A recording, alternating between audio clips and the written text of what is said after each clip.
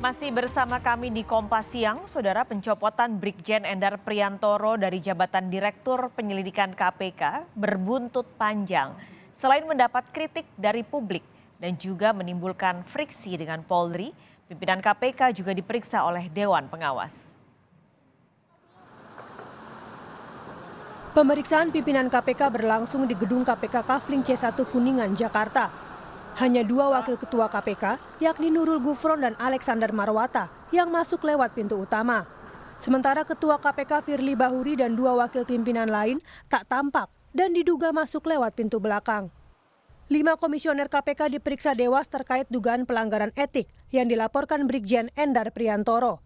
Dewas meminta klarifikasi dari 5 pimpinan KPK yang mengklaim pencopotan Endar berdasarkan kesepakatan pimpinan KPK. Namun usai pemeriksaan, Nurul Gufron tak menjawab tegas perihal kesepakatan pimpinan ini. Pimpinan, saya periode pertama bersama Pak Alex diperiksa atas laporan saudara Endar berkaitan dengan pengembalian saudara Endar ke Mabes Polri. Intinya itu. Nanti setelah ini ada pimpinan yang lain. Pak, infonya Pak Gufron termasuk pimpinan, salah satu dari 2 pimpinan yang awalnya menolak Pak Endar untuk dikembalikan, benar nggak sih Pak? Karena itu sudah masuk ke pokok materi ya, dan itu sudah saya sampaikan ke Dewas. Lebih baik nanti Dewas saja yang menyampaikan. Oke.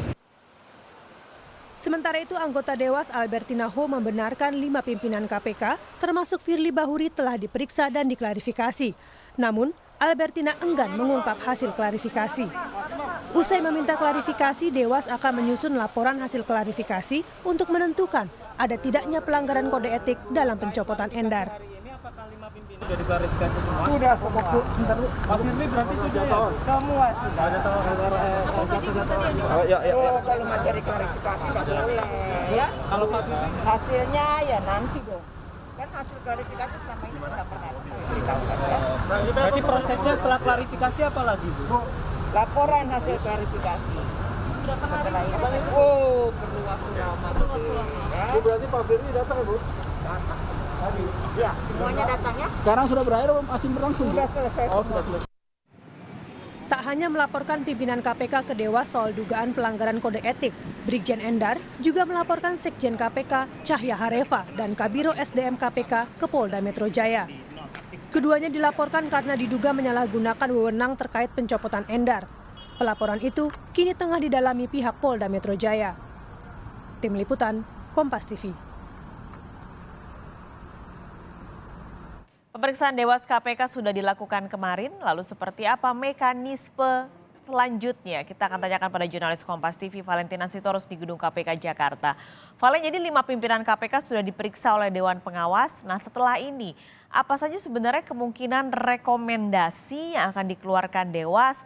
Lalu mungkin ada sanksi terberat yang berpotensi diberikan? Iya, Pak Skalis dan juga saudara, tentu Dewan Pengawas KPK ini ketika memberikan rekomendasi ini ada sejumlah hal yang jadi acuan. Pertama tentu dengan materi perkara terkait dengan laporan yang sebelumnya diberikan oleh Brigjen Endar Priantoro kepada Dewas terkait dengan pencopotan jabatannya sebagai Direktur Penyelidikan KPK. Kemudian yang kedua adalah mengenai aturan Dewan Pengawas KPK nomor 2 tahun 2020 tentang penegakan kode etik dan pedoman perilaku KPK. Pertama, ini tentang materi perkara tentu yang akan didalami lebih lanjut oleh Dewan Pengawas, apalagi setelah kemarin melakukan klarifikasi terhadap pihak-pihak yang terlapor maupun juga pihak pelapor. Ini adalah berkaitan dengan prosedur administrasi kepegawaian. Apakah proses pencopotan Brigjen Endar sebagai Direktur Penyelidikan KPK ini sudah sesuai SOP atau tidak, dan kemudian menelaah alasan-alasan pencopotan Brigjen Endar untuk kemudian dikembalikan terhadap struktur organisasi Polri begitu. Kalau melihat daripada alasan-alasan yang diberikan KPK sebagai alasan pencopotan terhadap Brigjen Endar ini berdasarkan ada landasan 4 aturan begitu. Yang pertama adalah Peraturan Komisi KPK nomor 1 tahun 2002, kemudian Peraturan Menpan RB nomor 62 tahun 2020, Peraturan BKN nomor 16 tahun 2022, dan Peraturan Kapolri nomor 4 tahun 2017, di mana aturan-aturan ini sebagian besar ini adalah mendeskripsikan atau menjelaskan, menguraikan maksud kami terkait dengan poin-poin alasan pencopotan terhadap pegawai KPK itu bisa dilakukan. Ini bisa alasan-alasan utamanya juga Brigjen Endar Priantoro ini dikembalikan ke institusi Polri begitu. Tapi yang kedua bisa juga ada sanksi yang bisa diberikan oleh Dewan Pengawas KPK. Utamanya setelah kita kemarin mengetahui ya, ada 5 pimpinan KPK yang semuanya diperiksa dan saat ini memang sedang dipelajari terkait klarifikasinya oleh Dewan Pengawas KPK. Nah, terkait dengan sanksi ini tentu ada sejumlah pertimbangan juga yang harus didalami oleh Dewan Pengawas, yakni berdasarkan dampak kerugian yang ditimbulkan. Jika dampak atau kerugian yang ditimbulkan terkait materi perkara ini berdampak pada kedeputian dan sekjen, ini termasuk pelanggaran ringan. Kalau berdampak pada komisi ini termasuk pelanggaran sedang, terhadap negara ini termasuk dengan pelanggaran berat. Tentu hal-hal inilah yang kemudian harus didalami dalam menegakkan kode etik dan pedoman perilaku komisi. Kalau pada akhirnya ini ada sanksi ringan yang diberikan kepada pimpinan KPK terkait dengan proses pencopotan yang diduga ini melanggar SOP begitu, tentu ada pertama teguran lisan dan tertulis. Kemudian kalau tergolong dengan pelanggaran berat ini ada potongan gaji pokok sebesar 10 hingga 20% selama 6 bulan dan pelanggaran berat ini potongan gaji sebesar 40% selama 12 bulan dan diminta untuk mengundurkan diri. Tapi sekali lagi ini tentu menunggu rekomendasi dari Dewan Pengawas KPK yang saat ini sedang melakukan pendalaman terkait hasil klarifikasi untuk kemudian membuat laporan. Tapi yang perlu jadi catatan Paskalis dan juga saudara, kemarin ketika pimpinan KPK dipanggil ini dari 5 pimpinan KPK ini kita harus tahu bahwa Firly Bahuri ini sebelumnya pernah melakukan pelanggaran kode etik. Kalau kita ingat di tahun 2020 lalu ini Firly Bahuri melanggar penggunaan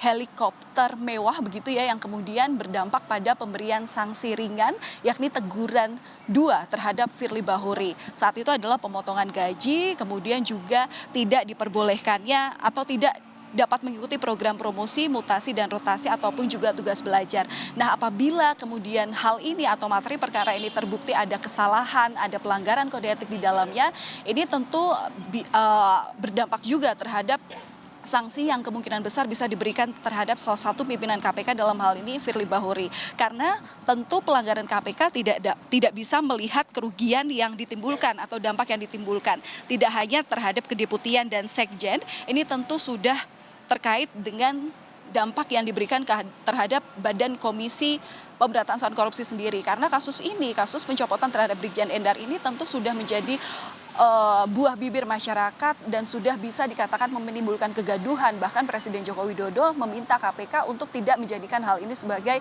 hal-hal yang rumit begitu yang dapat mengganggu kestabilan ataupun juga keamanan di negeri ini. Dan sehingga kalau misalnya kita melihat daripada hal-hal yang sudah terjadi selama proses pencopotan terhadap Brigjen Endar ini, tentu ini berdampak pada kepercayaan publik terhadap tubuh KPK sendiri. Mengapa permasalahan internal ini bisa semakin besar bahasannya sampai dengan saat ini.